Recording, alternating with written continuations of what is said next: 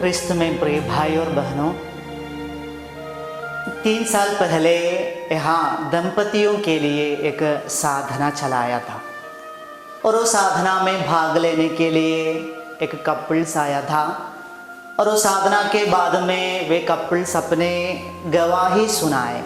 उन्होंने जो गवाही सुनाए वही गवाही को मैं आप लोगों को सुनाना चाहता हूँ। तो दोनों पति पत्नी दोनों का अच्छा नौकरी है और पहले ये प्रार्थना में विश्वास में सब आने के पहले दोनों अपने नौकरी के पीछे था। अपने पैसा कैसे भी पैसा कमाने के लिए वो लोग दौड़ते थे, भागते थे, ऐसे कार्यों में लगे रहते थे।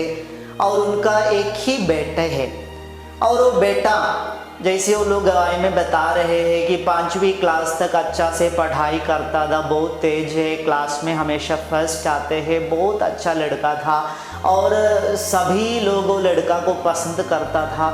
ऐसे बहुत अच्छा स्वभाव का एक लड़का। लेकिन वे लोग बोल रहे हैं कि 5वीं के बाद उन लोगों के पास ऐसे नौकरी होने के कारण, पैसा होने के कारण अपने बेटा को हर सुख सुविधाएं दिए, जो भी मांगते उसको देते रहे, पैसा दिए, क्योंकि पैसा का कोई कमी उसके जीवन में नहीं था। लेकिन उनके परिवार में ये दोनों उतना विश्वास का नहीं था, प्रार्थना में नहीं था उस समय, इसलिए घर में प्रार्थना नहीं होता था। पैसा कमाने का चक्कर में उसके पीछे पड़ा हुआ था। और 5वीं के बाद उनके बेटा ऐसे उनका पढ़ाई में कमज़ोर हो गए, पीछे जाने लगे, ऐसे दोस्ती यारी, गलत दोस्ती यारी, ऐसे गलत संगति में पड़ गए हैं। ऐसे ही वो उसका स्वभाव ऐसे बिगड़ जाते हैं और धीरे धीरे उनके अपने बेटे के ये स्थिति देखकर वे दोनों सोचने लगता है हमारे पास पैसा है, अपने बच्चे को ऐसे हर सुख सुविधाएं देता है, लेकिन हमारे बच्चे हमारे प्यार को समझते नहीं है, ऐसे ही गलत दोस्ती सब बना के जी रहे हैं। तो ऐसे रहते समय उन लोगों को ईश्वर में विश्वास करने का या प्रार्थना करने का मूल्य क्या है, महत्व क्या है, ऐसे उसके बारे में सोचने लगे और यहाँ साधना में आए और साधना में भाग लेने के बाद प्रार्थना सब करना, ईश्वर के कार्यों में लगे रहना वो लोग शुरू किए। और लोगों का गवाही ये है कि अभी प्रार्थना में आने के बाद हमारे बेटा अभी भी ऐसे थोड़ा गलत संगति में सब है, लेकिन उसके जीवन में से बहुत बड़ा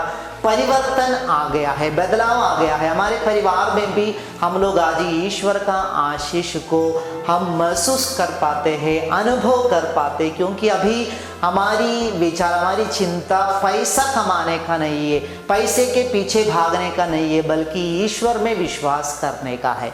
अरे भाई बहनों, आज हम अननियास और सफीरा के परिवार के बारे में मनन चिंतन कर रहे हैं। प्रेरित चरित्र ग्रंथ अध्याय 5 में अननियास और सफीरा के बारे में हम पढ़ते हैं। अननियास और सफीरा ईसा मसीह के अनुसरण करने के लिए आग्रह करते हुए अपने सारे संपत्ति बेचने के लिए, सारी संपत्ति बेचकर दरिद्रों में बांटने के लिए तैयार हुए एक पति और पत्नी अननियास और सफीरा। लेकिन अपना सब कुछ बेचने के बाद भी अननियास और सफीरा को पैसा के प्रति एक लालच होता है, सब कुछ छोड़ने के लिए तैयार नहीं होता है, ईश्वर के लिए सब कुछ समर्पण करना के लिए, संपूर्ण समर्पण करने के लिए कभी तैयार नहीं होते, चाहते नहीं। इसलिए वे लोग अपने लिए कुछ संपत्ति बचा के रखते हैं। पैसा के प्रति, संपत्ति के प्रति जो लालच उनके परिवार में था, अननियास और सफीरा में था, वही लालच उस परिवार को नष्ट कर दिया, बर्बाद कर दिया। प्यारे भाई बहनों, आज अनेक सारे परिवारों को नष्ट करने वाले, विनाश करने वाले एक चीज है ये पैसा, संपत्ति।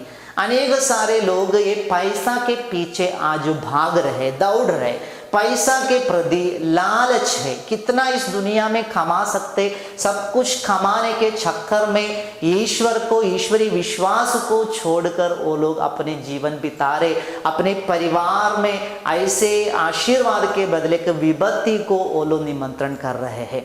संत लूकस के अनुसार पवित्र सुसमाचार अध्याय 18 में हम ऐसे एक युवक के बारे में पढ़ते जो मसीह को, ईश्वर की अनुसरण करना चाहते और ईश्वर के अनुसरण करने का आग्रह के साथ मसीह के पास आकर सवाल उठते, प्रभु के अनुसरण करने के लिए, स्वर्ग राज्य पाने के लिए मुझे क्या करना चाहिए।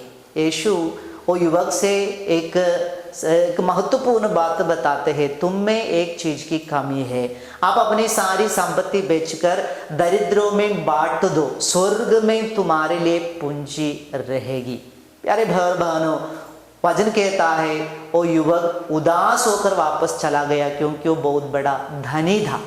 आज हमारे परिवार में ईश्वर का अभिषेक आशीष हमको पाने में एक रुकावट है। हमें वो अभिषेक प्राप्त करने के लिए रोकने वाले कुछ चीज है, धन के प्रति लालच, पैसा के प्रति लालच। धन वही हमारे जीवन के ऊपर अधिकार लेने वाले की चीज बन गया है, इसलिए हम सब कोई ईश्वर के अनुग्रह से दूर भाग रहे हैं। प्यारे भाई बहनों, आज हमको सोचना है, क्या हम इस दुनिया में रहते समय जरूर हमको पैसा का जरूरत है, हमको खाना पीना चाहिए, कपड़ा चाहिए, मकान चाहिए, सब हमारे लिए जरूरी है, लेकिन हम जरूरत से ज़्यादा पैसा को, ऐसे धन को हमारे जीवन में महत्व देते हैं कि नहीं? यदि हम एक पैसा को ईश्वर से ज़्यादा महत्व देते हुए अपने जीवन में इस पर अधिकार लेने देते हैं तो संपत्तियों पैसा हमारे जीवन को, परिवार को जरूर बर्बाद कर देगा। अननियास और सफीरा का जीवन, वो परिवार हमें आज यही सिखाते हैं। उनका वो लालच उनके परिवार को जैसे नष्ट कर दिया, आज वही लालच हम में से बहुत सारे लोगों के परिवार को नष्ट कर रहे हैं, बर्बाद कर रहे। प्यारे भाई बहनों, ये दुनिया के संपत्ति कभी भी ईश्वर के आशीष पाने में हमारी मदद नहीं करेगा। इसलिए वचन कहता है, आप लोग स्वर्ग में अपने लिए पूंजी जमा करके रखो, स्वर्ग में तुम्हारे लिए संपत्ति जमा करके रखो। इस दुनिया में रहते समय हमारा संपत्ति यही होना है, ईश्वर का अनुग्रह है, ईश्वर का अभिषेक, यही हमारे जीवन के सबसे बड़ा संपत्ति यदि हो जाएंगे तो हमारा परिवार हमेशा वही संपत्ति के साथ आगे बढ़ेंगे। इसलिए प्यारे भाई और बहनों, धन के प्रति हमारे लालच को छोड़कर, हमारे परिवार के लालच को, परिवार में धन के प्रति जो लालच है उसको त्याग कर ईश्वर के प्रति एक आग्रह, एक लगाव हमारे हृदय में, हमारे परिवार में आज पैदा होने के लिए या जागने के लिए हम प्रार्थना करेंगे। पिता, पुत्र और पवित्र आत्मा के नाम पर आमीन।